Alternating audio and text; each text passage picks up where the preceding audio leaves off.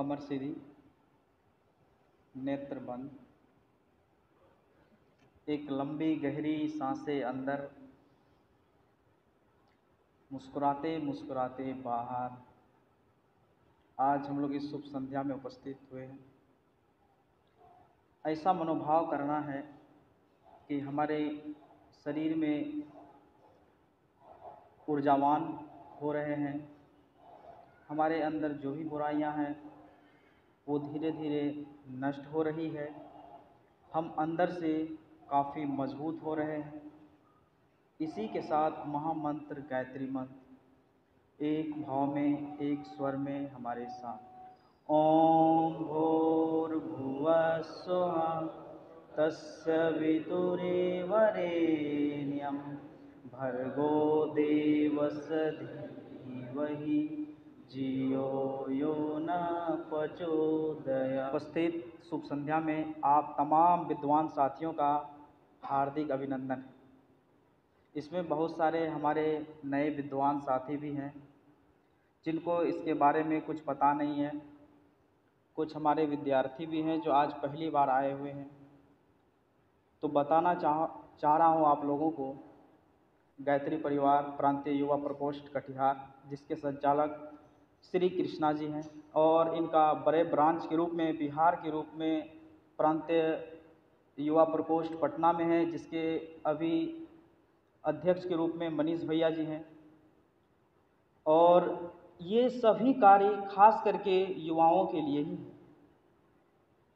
और इसमें बहुत सारे ऐसे युवा हैं जो अपना समय के साथ साथ पैसा खर्च करके इन कार्यों को करते हैं। अभी आप लोगों को हम बहुत प्रयास करते हैं कि बच्चे सबको भी बताते हैं कि संडे को जाना है, फिर बहाना मार देता है, घर चले गए, वहाँ चले गए, यहाँ चले गए। एकदम लगता है कि मंदिर के नाम पर उसको लगता है कि नहीं, कहीं ना कहीं वहाँ जाएंगे, फालतू का बैठा करके रखेगा या जो सो कराएगा। लेकिन जब यहाँ आता है पहली बार, ठीक है, वही व्यक्ति फिर बार बार आना चाहता है, क्योंकि यहाँ का ऐसा वातावरण देखता है कि उसका मन, मस्तिष्क, दिमाग पूरी तरह से शांत हो जाता है। जैसा कि अभी आप शुरू में ही हम लोग गायत्री मंत्र का उच्चारण करते हैं। गायत्री मंत्र बहुत बड़ा मंत्र है, महामंत्र गायत्री मंत्र। अब इसकी रचना वेदों में हुई है। आपको पता होगा गायत्री मंत्र की रचना किस वेद से हुआ? जीके का क्वेश्चन है, ये इंपॉर्टेंट भी है परीक्षा के लिए। ऋग्वेद से ना। गायत्री मंत्र की रचना ऋग्वेद से हुई है, जिसके रचनाकार कौन है? विश्वामित्र हैं। और इसमें बहुत तप के कारण, बहुत तप से जो है इस मंत्र की रचना किए थे। कौन? विश्वामित्र ने किए थे इस मंत्र की रचना। जो इसके लाभ जो है, आप धार्मिक दृष्टिकोण से है ही, मनोवैज्ञानिक दृष्टिकोण से भी इसके बहुत सारे लाभ हैं। जब आप इसका नियमित जप कीजिएगा, ठीक है, तो आपका मन, विचार शांत रहेगा और आपको हर एक काम कार्य करने में जो है किसी प्रकार की कठिनाई का सामना नहीं करना पड़ेगा।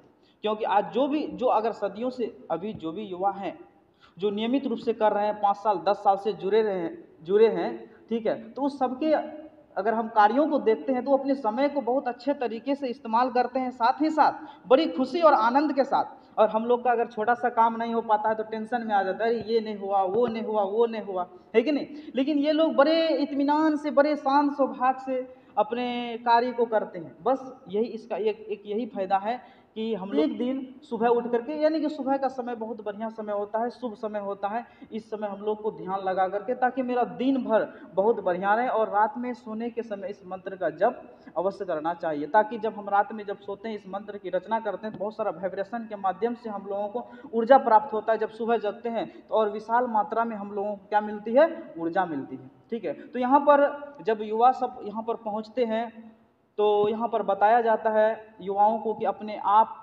को इस बिगड़ते हुए माहौल में अपने आप को कैसे संभाल करके रखें।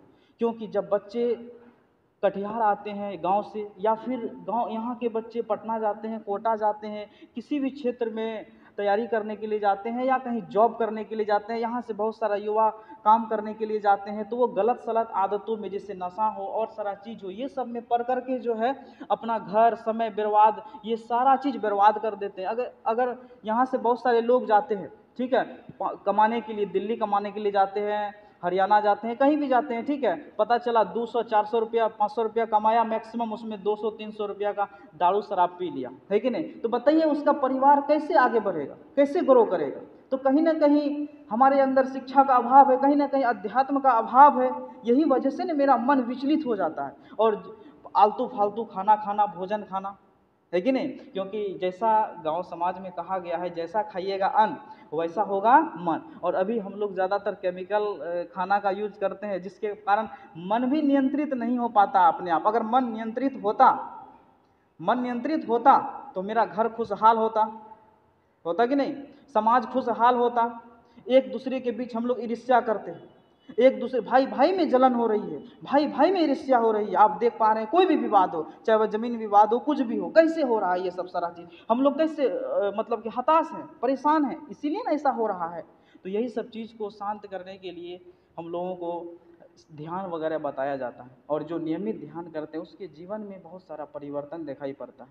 साथ ही साथ अभी जैसे कि मान लीजिए कृष्णा जी दिन भर, ठीक है, युवाओं से मिलना, युवाओं का हाल समाचार पूछना, जो कमी है बहुत सारी चीज़ों में, हम भी बीच में परेशान रहते थे। कोविड के बाद जो है थोड़ा सा आपको असर पड़ता हुआ दिखाई पड़ेगा शिक्षा जगत में, कि कोचिंग संस्थान लगातार, पहले कोविड में 6-7 महीना बंद हुआ, दूसरे में बंद हुआ, तो हताश निराश हो जाते थे। तो जिसके वजह से कुछ हौसला वगैरह देते थे कि नहीं, जो समय चला गया मतलब नहीं है, लेकिन स्वास्थ्य अगर जाएगा तब फिर आपका जो है और काम बिगड़ जाएगा। तो उस वजह से जो है कि स्वास्थ्य को सही रखने के लिए अच्छे अच्छे पुस्तक शुरू में जब मिले थे तो हमको इसके बारे में सबसे पहले हमको बुक ही दिए थे, ठीक है, बुक वगैरह दिए थे, गुरुदेव का बुक वगैरह दिए थे पहले। उसके बाद हम खान पान के बारे में देखे, हर एक सारा चीज़ को देखे, फॉलो किए। उसके बाद किसी तरह जो भी है अपने मन को, विचारों को, ठीक है, मनुष्य है उसके अंदर निगेटिविटी आ सकता है, कहीं कोई बड़ी बात नहीं, जैसा माहौल है। लेकिन जब सर के संपर्क में आए तो लगा कि नहीं, जो है कि समाज में भी कुछ काम करना चाहिए, ठीक है। तो उसके वजह से जो है सर के साथ घूमना और सारा चीज़, जैसे अभी मान लीजिए कि गंगा सफाई हो गया, इसमें वृक्षारोपण हो गया, ठीक है। हमारे यहाँ भी, हमारे कोचिंग संस्थान में भी सर पेड़ लगाए और कई जगह लगाए, लगभग 45-46 सप्ताह जो है 45-46 पेड़ सर लगा। गंगा सफाई हो गया, अमरिंदर जी, ठीक है, जो कि चिलचिलाती हुई धूप में भी, ठीक है, और जाकर के मनिहारी जाकर के वहाँ पर जो भी गंगा सफाई अभियान होते थे तो वहाँ पर जो है साफ सुथरा वगैरह सारा चीज़ करते थे। इनको बताइए क्या मिलता है, इनको वेतन मिलता है क्या नगर निगम के द्वारा? नहीं ना, ये समाज के लिए कार्य है कि नहीं। जब ये चिलचिलाती हुई धूप में गंगा सफाई कर सकते हैं, चिलचिलाती हुई धूप में पेड़ लगाने के लिए 10-10 किलोमीटर 50 किलोमीटर जा सकते हैं, तो हम लोग तो यहाँ पर मान लीजिए प्रत्येक रविवार को क्यों नहीं आ सकते? क्या परेशानी है कि नहीं? अगर घर में रहते तो क्या करते हैं, पढ़ते तो नहीं ना, क्योंकि बहुत समय है हमारे पास, 24 घंटा का समय मिलता है, ऐसा थोड़ा है। अगर नहीं विश्वास है तो आप अपना मोबाइल चेक कीजिए, आपको अपने पता चलेगा, अरे आज तो हम 12 घंटा मोबाइल चलाए, ठीक है। जब डिजिटल खोलिएगा ना उसमें तो आपको अपने पता चलेगा, अपने आप में पता चलेगा, अरे आज तो हम 12 घंटा मोबाइल चलाएं। एक बार खोल के देखिएगा, नहीं विश्वास हो तब आपको पता चलेगा आप कितना पढ़े हैं और कितना मोबाइल चलाएं। और मोबाइल में जब भी खुला होगा तो उसमें ज़्यादातर संख्या जो होगा व्हाट्सअप का होगा, इंस्टा का होगा। और व्हाट्सअप और इंस्टा में क्या पढ़ाई होती है ये सबको पता है। क्या उसमें पढ़ाई वगैरह होती है क्या? डर से कुछ नहीं बोल रहे, इसीलिए नहीं बोल रहे हैं, लगता है चलाते होंगे इसीलिए नहीं बोल रहे। बोलिए ना यस या नो, हाथ खगस करके बोलिए सर नहीं होता है या नहीं। या ठीक है, मान लीजिए कोई टीचर है तो थोड़ा बहुत नोटिफिकेशन वगैरह डालते होंगे कि चलो आज ये वैकेंसी निकला, ये वैकेंसी निकला, ठीक है। तो वहाँ तो वो पता चलता है 2 मिनट के लिए गए, पता चला 2-2 घंटा बिता दिए।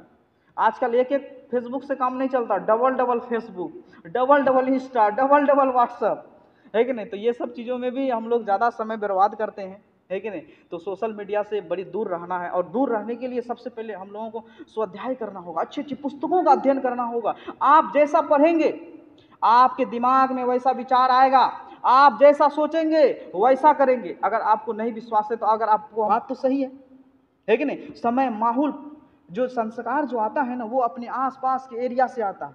नहीं विश्वास है तो आपको हम एग्जाम्पल देकर के बताना चाहेंगे। एक बच्चा जन्म लिया और उसको जो है गांव में रख दिया, राइट, ठीक है। उसी का भाई और ले लीजिए, आप एकदम जुर्मा भाई ले लीजिए, जाइए, अगर आपको लगता है चलो भाई एक ही एकदम जुर्मा भाई ले लीजिए। एक भाई को हम रख दिए कहाँ, गांव में रख दिए, और एक भाई को अमेरिका में रख दिए, या मान लीजिए बड़े शहर में रख दिए, अच्छे जगह रख दिए। वो क्या सीखेगा? उसको हम बोलेंगे ये जल है, ये जल है, वो जल सीखा। और जो अमेरिका में रहा वो क्या सीखा? वाटर सीखा। और जो गांव में रहा वो गाली भी सीखा। क्या? और वो जो अमेरिका में रहा वो अच्छा अच्छा चीज सीखा, है कि नहीं? आप जैसा जगह रखिएगा वही वही वैसा वैसा चीज ना सीखिएगा। आप अगर निंदा सुनिएगा तो ऑटोमेटिक मुंह आपका निंदा बोलेगा। वो अब हम प्रूव कर दिए। यस या नो? बोलिए ना यस। वाई यस एड वाला ने, ठीक है? तो ये चीज होता है, जिस जगह रहेगा उस एरिया पर उसका प्रभाव पड़ता है। अगर आप अभी मंदिर आए तो स्वाभाविक है कहीं ना कहीं आपके अंदर पॉजिटिविटी है। अगर आप रील्स देखते हैं तो, या आप मान लीजिए गलत सलत बातें करते हैं, ठीक है, तो वो आपका नेगेटिविटी हो जाता। अगर यहाँ आए हैं तो कहीं ना कहीं आपके अंदर कुछ ना कुछ ऊर्जा है, जो सकारात्मक ऊर्जा आप ले रहे हैं। और इस सकारात्मक ऊर्जा को लेने की आवश्यकता है आज के समाज में। क्यों? क्योंकि आज के समाज में नेगेटिविटी ज्यादा भरा है। जब आप सकारात्मक ऊर्जा लीजिएगा तभी आप नकारात्मक ऊर्जा को आसानी से काट सकते हैं, उसको हटा सकते हैं। इसीलिए सकारात्मक होने के लिए आपको ये जगह पर आना पड़ेगा, और आता ही आने की आवश्यकता है। अगर आप नहीं आ रहे हैं तो भविष्य में 5 साल 10 साल बाद तब आप सोचिएगा जो मेरे साथ है, जो अच्छे, जिसके अंदर अच्छा विचार था, जिसके अंदर अच्छा संस्कार था, वो अच्छे जगह पर हैं और हम नहीं गए, तो आज हम दूसरी जगह है, बुरी जगह है, या हताश है, निराश है, कुछ दिन के बाद सुसाइड करने की आवश्यकता आएगा। तो ये सारा चीज होती है। तो कहने का मतलब है कि आपके आसपास का वातावरण पर भी बहुत बड़ा प्रभाव पड़ता है। आप किस जगह रह रहे हैं, किससे कैसे आदमी से बात कर रहे हैं, कैसे आदमी के पास हैं, इस चीजों का भी बहुत बड़ा प्रभाव पड़ता है। तो अभी बताए ना, एक बच्चा अमेरिका में रहेगा तो वाटर सीख गया, और एक बच्चा गांव में रहा तो क्या सीखा? वही झगड़ा झाटी सीखा। क्या सीखा? गाली सीखा। इसीलिए पर्याय बच्चों को माता पिता कहता है कि नहीं तुम गांव में नहीं रहेगा, जाओ घर से बाहर जाओ। क्यों कहता है? क्योंकि वहां पर वो शहरी माहौल में रहेगा, अच्छा शिक्षा, अच्छा संस्कार लेगा। लेकिन यहां पर भी कुछ ऐसे बालक हैं, कुछ ऐसे लोग हैं जो नशा करते हैं, ठीक है, तो उसके चपेट में आ जाते हैं, जिसके कारण वो भी क्या हो जाते हैं? बर्बाद हो जाते हैं। इसीलिए अपने आप को संभालना है। अपने आप को संभालने के लिए आपको योग ध्यान करना आवश्यक है, क्योंकि योग ध्यान से ही मन को नियंत्रित किया जा सकता है। और कोई भी उपाय नहीं है जो कि आप अपने मस्तिष्क को नियंत्रित कर सकते हैं। अगर कोई उपाय है तो हमें बताइए। अगर कोई वैसा गोली है, कोई वैसा सुई है जो कि मन को नियंत्रित किया जा सकता है, तो आप बताइए यस या नो।